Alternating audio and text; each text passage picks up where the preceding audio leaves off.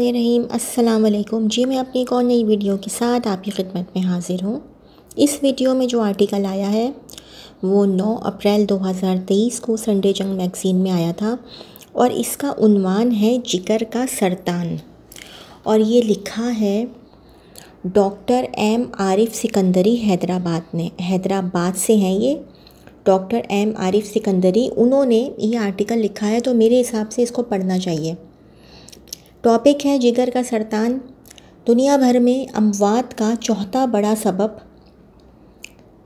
Chronic hepatitis B या सी में मुब्तला अफराद का हर 6 माह बाद तिब्बी मुआयना लाजिम है। अब मैं इसको पढ़ना शुरू करती हूँ शुरू से। जिगर की कैंसर या सरतान को दुनिया में मौत का चौथा बड़ा सबब करार दिया जाता है। ये इंतहाई ख़तरनाक और तेज़ी से बढ़ने वाला मर्ज़ है। बड़ी उम्र के अफराद में इसकी शरह बुलंद है मगर बच्चों में इसकी शरह बहुत ही कम है। अब है सरतान के असबाब।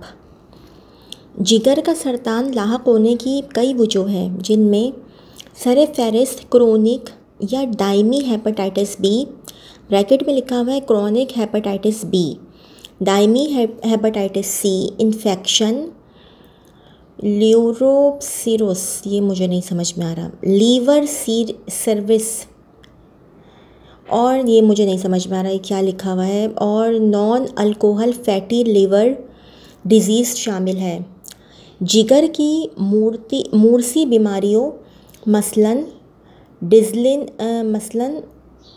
विल्सन डिजीज़ और हाइमोक्रोमेटोसिस यानी जिस्म में आयरन की ज़्यादती भी इस सरतान की अहम वजह है। जबकि दीगर रिस्क फैक्टर्स में तंबाकू नोशी, शराब नोशी, ज़ियाबतीस, मोटापा, खुराक में एफ्लेटॉक्सिन यानी फफूंदी की आमेज़िश, इनाबॉलिक एस्टेरॉइड का इस्तेमाल, फ़िज़ाई आलूदगी, तापकारी असरात, पानी में आर्सेनिक की ज़्यादती, वालिदैन या बहन भाइयों में जिगर के सरतान का मौजूद होना वगैरह शामिल हैं। ये एक तस्लीम शुदा हकीकत है कि HBV इन्फेक्शन जिगर का सरतान पैदा करने की सलाहियत रखता है और जिगर के 90% के कैंसर्स में हेपेटाइटिस बी वायरस ब्रैकेट में लिखा हुआ HBV का DNA इंसानी DNA में मदगम होकर सरतान का सबब बनता है। साइंसी तहकीक से ये बात भी सामने आई है कि HBV के DNA की तकसीम ब्रैकेट में लिखा हुआ है रेप्लिकेशन और सरतान में गहरा ताल्लुक़ है। जिन मरीज़ों को HBV इन्फेक्शन हो और उनमें DNA की तकसीम यानी वायरल लोड कम हो तो उन मरीज़ों में जिगर के सरतान के इम्कानात कम होते हैं। जबकि जिन मरीज़ों में HBV इन्फेक्शन मौजूद हो और वायरल लोड भी ज़्यादा हो तो ऐसे मरीज़ों में जिगर के सरतान के इम्कानात भी ज़्यादा होते हैं।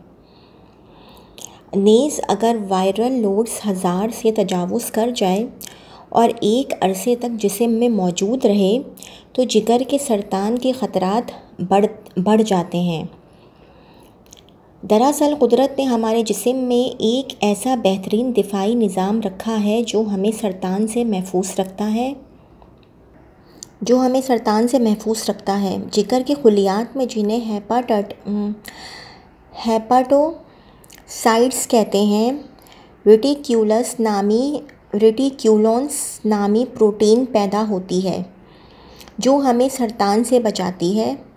जब हेपेटाइटिस बी वायरस जिगर पर हमला आवर होता है तो वो जिगर के खुलियात में मौजूद रेटिक्यूलोन्स प्रोटीन को बेअसर कर देता है और यूं सरतान के आसार नमूदार होना शुरू हो जाते हैं। एक अंदाजे के मुताबिक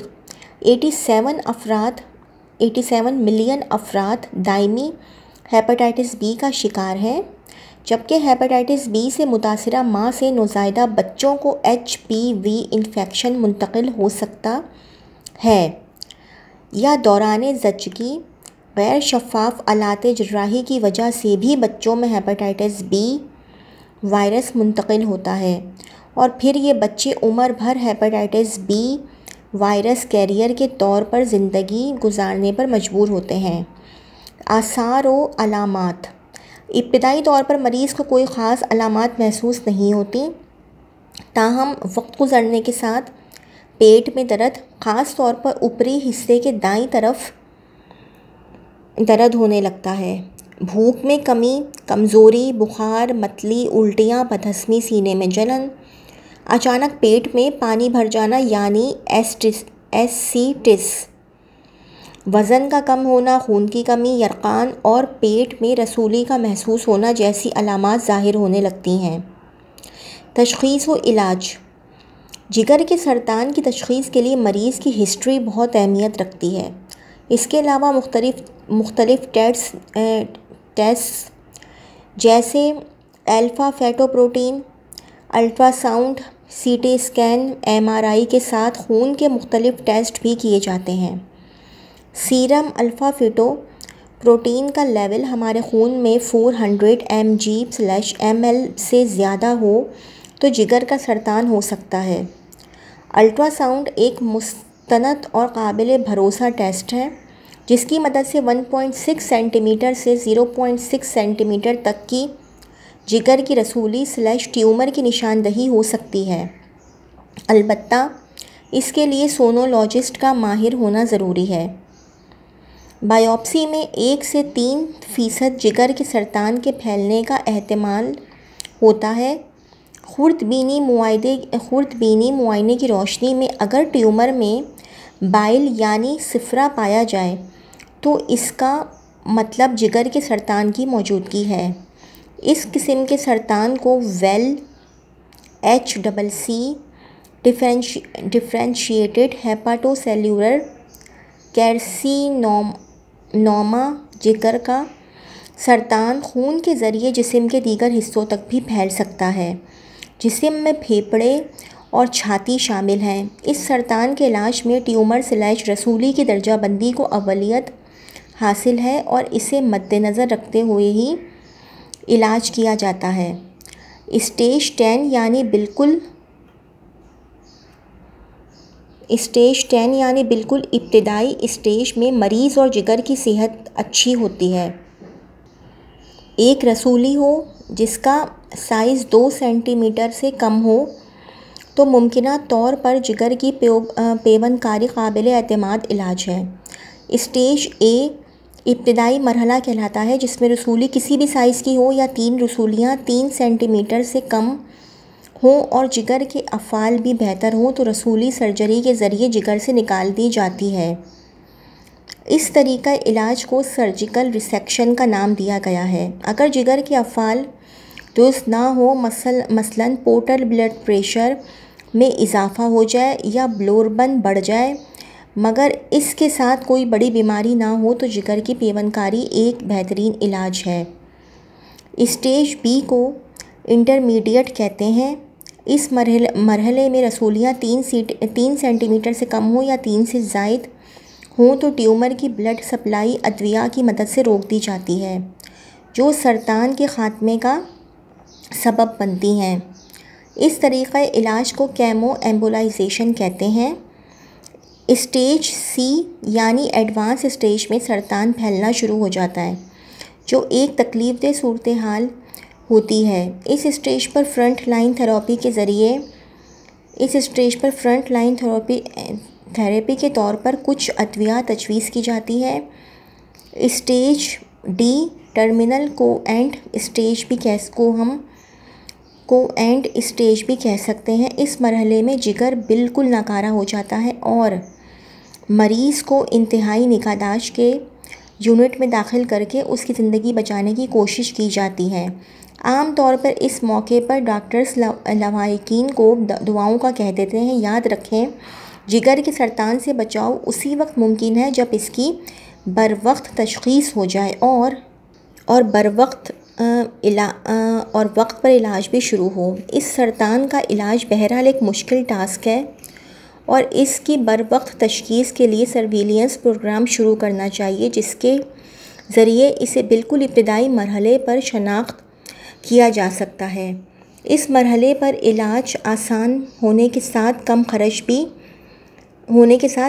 खर्च भी कम आता है। ऐसे अफराद जो दायमी हेपेटाइटिस बी या सी इन्फेक्शन में मुब्तला हों या सिरोसिस ऑफ लीवर का शिकार हों, उन्हें हर 6 माह में अपना तिब्बी मुआयना, सीरम अल्फ़ा फ़ीटोप्रोटीन और अल्ट्रासाउंड करवाना चाहिए।